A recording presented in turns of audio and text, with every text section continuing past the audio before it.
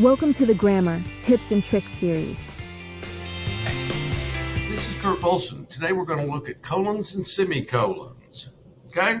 So, why am I always harping on punctuation? Well, check out your keyboard.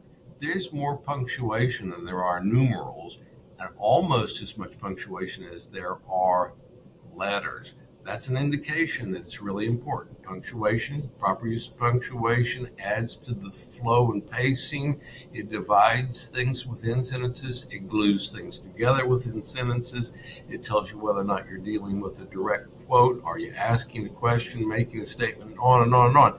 Punctuation is very important. And today we're going to look at colons and semicolons. Now, first of all, we're going to look at the colon. It's really simple. I call it the here you go sign, or ta-da, because you make a promise, you're going to tell the reader something, you stick in a colon, and then ta-da, you give them the very thing you just said you were going to give them. Here's examples.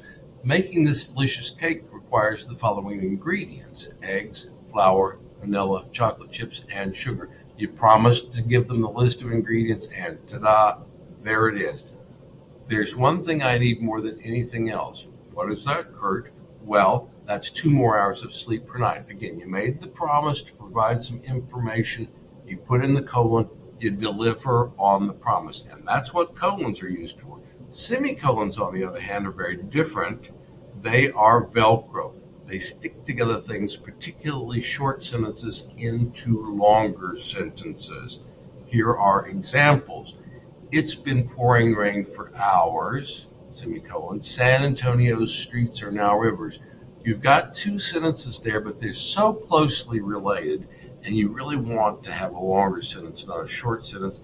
So what do? You use the Velcro known as the semicolon and stick them together. There's another situation, though, where the semicolon is very, very handy.